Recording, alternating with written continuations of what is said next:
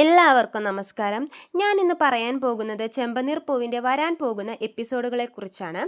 അപ്പോൾ നമ്മുടെ സച്ചി രേവതിക്ക് പുതിയൊരു മാല മേടിച്ചു കൊടുത്തായിരുന്നല്ലോ, താലി കോർത്തിടാൻ വേണ്ടി പുതിയൊരു സ്വർണ്ണമാല മേടിച്ചു കൊടുത്തായിരുന്നു. അപ്പോൾ അവരുടെ ആദ്യത്തെ കല്യാണം അത്ര നന്നായിട്ടല്ലല്ലോ നടന്നത്, അപ്പോൾ അതിൻ്റെ നല്ലൊരു ഫോട്ടോയും ഇല്ല. അപ്പോൾ രണ്ടാമത് ഈ മാല മേടിച്ചപ്പോൾ സച്ചി അത് ഗംഭീരമായിട്ട് തന്നെ അമ്പലത്തിൽ പോയിട്ടാണ് താലിയൊക്കെ ചാർത്തിയത്. രണ്ടാമതൊരു വിവാഹം കഴിക്കുന്നത് പോലെ തന്നെയായിരുന്നു ഈ മാല രേവതിയുടെ കഴുത്തിൽ കെട്ടിക്കൊടുത്തത്. അപ്പോൾ ആ ഫോട്ടോ ഒന്ന് ഫ്രെയിം ചെയ്ത് വെക്കാൻ വേണ്ടി സച്ചി ഫോട്ടോയുമായി സ്റ്റുഡിയോയിൽ പോയിട്ടുണ്ടായിരുന്നു. അപ്പോൾ സ്റ്റുഡിയോക്കാരൻ ഫോട്ടോയുടെ കൂട്ടത്തിൽ ചന്ദ്രയുടെ ഫോട്ടോയും കാണും. ചന്ദ്രയുടെ ഫോട്ടോ കാണുമ്പോൾ സ്റ്റുഡിയോക്കാരൻ ഓർമ്മ വരും, പണ്ട് ഇവിടെ നിന്ന് ഇവരുടെ കയ്യിൽ നിന്ന് ഒരു ചെക്കൻ വന്ന് പേഴ്സ് മോഷ്ടിച്ചുകൊണ്ട് പോകുന്ന വീഡിയോ ഇവരുടെ ക്യാമറയിൽ പതിഞ്ഞതാണ്. അപ്പോൾ സ്റ്റുഡിയോക്കാരൻ ചോദിക്കും ഇതാരാന്ന് ചോദിക്കുമ്പോൾ സച്ചി പറയും ഇത് എൻ്റെ അമ്മയാണെന്ന്. അപ്പോൾ സ്റ്റുഡിയോക്കാരൻ പറയും ഈ ചേച്ചിയുടെ കയ്യിൽ നിന്ന് ഒരാൾ മോഷ്ടിക്കുന്നൊരു വീഡിയോ എൻ്റെ കയ്യിലുണ്ട്, ഞാൻ കാണിച്ചു തരാമെന്ന് പറഞ്ഞ് വീഡിയോ കാണിക്കും. അപ്പോൾ നോക്കുമ്പോൾ നമ്മുടെ ചന്ദ്രയുടെ കയ്യിൽ നിന്ന് 2 പേര് ബൈക്കിൽ വന്ന് പേഴ്സ് മോഷ്ടിച്ചുകൊണ്ട് പോകുകയാണ്. ഫ്രണ്ടിലിരിക്കുന്ന ആളുടെ ഫേസ് കാണുന്നില്ലെങ്കിലും ബാക്കിലിരിക്കുന്ന ആളുടെ ഫേസ് നല്ല ക്ലിയർ ആയിട്ട് കാണുന്നുണ്ട്. അത് വേറെ ആരുമല്ല, നമ്മുടെ രേവതിയുടെ അനിയനാണ്. സച്ചി ഈ വീഡിയോ കണ്ടതും ഞെട്ടിപ്പോവും. സച്ചി ചോദിക്കും ഈ വീഡിയോ വേറെ ആർക്കെങ്കിലും കാണിച്ചു കൊടുത്തിട്ടുണ്ടോ എന്ന് ചോദിക്കും. അപ്പോൾ സ്റ്റുഡിയോക്കാരൻ പറയും പോലീസ് വന്ന് ചോദിച്ചു, പിന്നെ അപ്പോൾ ഞാൻ കൊടുത്തില്ല, കാരണം പിന്നെ കേസിൻ്റെ പുറകിലൊക്കെ കുറേ നടക്കേണ്ടി വരില്ലേ, അപ്പോൾ അറിയില്ല, ഇവിടെ ഒന്നും കിട്ടിയില്ല എന്നൊക്കെയാണ് പറഞ്ഞത്. പക്ഷേ സച്ചിയുടെ ക്യാമറയിൽ ഈ എടുത്ത ഫോട്ടോയിൽ ഈ മുഖം കണ്ടുകൊണ്ട് കാണിച്ചു തന്നതാണെന്ന് പറയും. അപ്പോൾ തന്നെ സച്ചി ചേട്ടൻ അയാളുടെ കയ്യിൽ നിന്ന് സച്ചിയുടെ ഫോണിലോട്ട് ആ വീഡിയോ സെൻഡാക്കി മേടിക്കുകയും അവരുടെ കയ്യിൽ നിന്നും ആ വീഡിയോ ഡിലീറ്റാക്കി കളയിപ്പിക്കുകയും ചെയ്യും. എന്നിട്ട് ഈ സച്ചി ഈ ക്യാമറയും ഈ വീഡിയോയും കൊണ്ട് ഫോണും കൊണ്ട് നേരെ രേവതിയുടെ വീട്ടിലോട്ട് പോകും. അവിടെ അപ്പോൾ രേവതിയുടെ അമ്മയും പെങ്ങളും മാത്രമേ ഉണ്ടാവത്തുള്ളൂ. അനിയൻ എവിടെയെന്ന് ചോദിക്കുമ്പോൾ അവർ പറയും കോളേജിൽ പോയിരിക്കുകയാണ് മോനെ എന്നൊക്കെ പറയും. എന്നിട്ട് ഒരുപാട് സങ്കടങ്ങളൊക്കെ പറയും. അമ്മ ഇനി അവനിലാണ് പ്രതീക്ഷ, അവനിപ്പോൾ നല്ലോണം പഠിക്കുന്നുണ്ട്, അവൻ കുടുംബം നോക്കുന്നുണ്ടെന്നൊക്കെ അമ്മ പറയും. സച്ചി എന്നിട്ട് നേരെ പോകും കോളേജിലോട്ട്. കോളേജിൽ പോകുമ്പോഴാണ് അവിടുത്തെ ഫ്രണ്ട്സ് വഴി വിവരം അറിയുന്നത്. അനിയൻ കോളേജിൽ വന്നിട്ട് തന്നെ ദിവസങ്ങളായി, അവർ വീട്ടിൽ വന്ന് അന്വേഷിക്കാനിരിക്കുമായിരുന്നു. അപ്പോഴാണ് ചേട്ടൻ വന്നത്.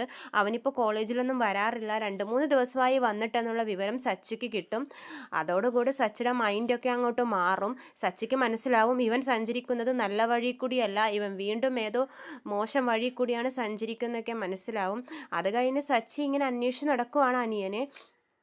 അപ്പോഴാണ് സച്ചിയുടെ മറ്റൊരു കൂട്ടുകാരനുണ്ടല്ലോ, കാറിൻ്റെ ലോൺ അടക്കാനുള്ള ഒരു കൂട്ടുകാരൻ, അത് ആ ലോൺ പിന്നെ ചിട്ടിക്കാരൻ്റെ നിന്ന് പിന്നെ കാശ് മേടിക്കാം എന്ന് പറഞ്ഞിട്ടാണ് സച്ചിക്കാണ് ഇപ്രാവശ്യം ചിട്ടി കൊടുത്തത്, കാരണം രേവതിക്ക് മാല മേടിക്കാൻ വേണ്ടി.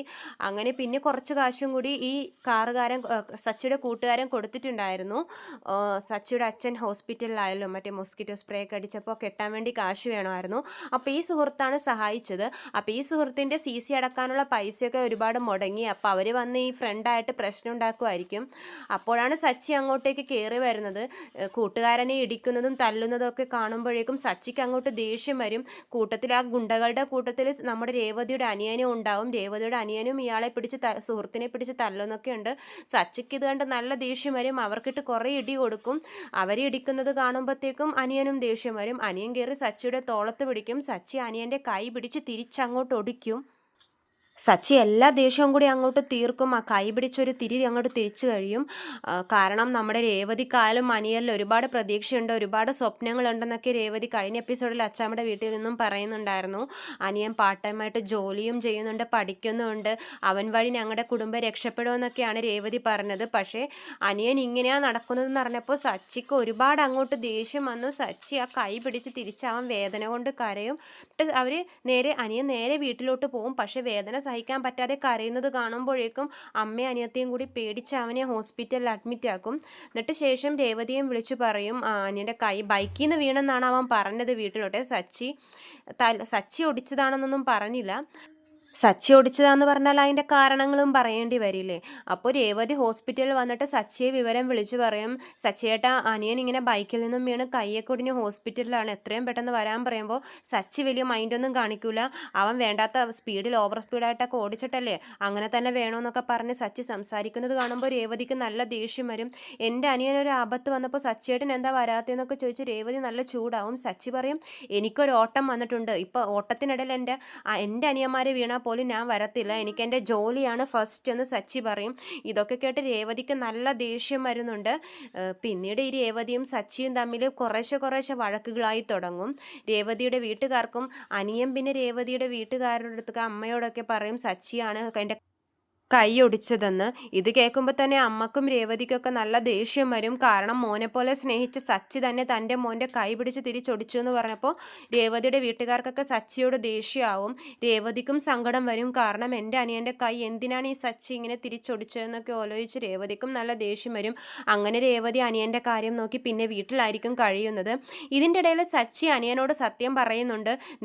ഞാൻ തല്ലിയത് എൻ്റെ കൂട്ടുകാരനെ തല്ലിയത് കൊണ്ടല്ല, നീ ഇങ്ങനെ മോഷ്ടിച്ച് നടന്നതുകൊണ്ടാണ്, നിന്റെ വീഡിയോ ക്ലിപ്പ് ഞാൻ കണ്ടായിരുന്നു, അതുകൊണ്ടാണ് ഞാൻ നിന്റെ കൈ പിടിച്ച് തിരിച്ചൊടിച്ചത്, ആ ദേഷ്യത്തിലാണ് ചെയ്തതെന്നൊക്കെ സച്ചി പറയും. പക്ഷേ അനിയൻ്റെ സ്വഭാവമൊക്കെ മാറിയിരിക്കുകയാണ്. അനിയൻ്റെ മൈൻഡ് ഇപ്പോൾ ഗുണ്ട മൈൻഡാണ്. അപ്പോൾ അനിയൻ അതൊന്നും മനസ്സിൽ നിൽക്കുന്നില്ല. അനിയൻ പിന്നെയും ഈ വഴി തന്നെ സഞ്ചരിക്കാനുള്ള മൈൻഡ് തന്നെയാണ്. സച്ചി ഇത് വേറെ ആരോടും പറഞ്ഞിട്ടില്ല. കാരണം വേറെ ആരോടെങ്കിലും പറഞ്ഞു കഴിഞ്ഞാൽ, വീട്ടിലറിഞ്ഞു കഴിഞ്ഞാൽ രേവതിയെ പിന്നെയും കുറ്റപ്പെടുത്തും. രേവതിയെയും വീട്ടുകാരെയും അമ്മ കളിയാക്കും. അവൾക്ക് പിന്നെ ജീവിതകാലം മുഴുവനും ഈ കുറ്റം കേട്ടുകൊണ്ട്, അനിയൻ്റെ കുറ്റം കേട്ട് കരയാനേ നേരം ഉണ്ടാവുള്ളൂ എന്നോർത്ത് സച്ചി ആരോടും പറയില്ല, രേവതിയോടും പറയില്ല. കാരണം അനിയൻ ഇങ്ങനെയൊരു തെറ്റ് ചെയ്തെന്ന് പറഞ്ഞാൽ രേവതിക്ക് അത് താങ്ങാവുന്നതിനപ്പുറമായിരിക്കും.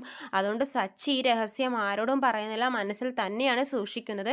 ശേഷം എന്ത് സംഭവിക്കുന്നു നമുക്ക് വരും ഭാഗങ്ങളിൽ കാണാം. അപ്പോൾ കൂടുതൽ എപ്പിസോഡിൻ്റെ റിവ്യൂസിനായി എൻ്റെ ചാനൽ സബ്സ്ക്രൈബ് ചെയ്യുക. വീഡിയോ ഇഷ്ടമായെങ്കിൽ ലൈക്ക് ചെയ്യുക. എല്ലാവർക്കും നന്ദി.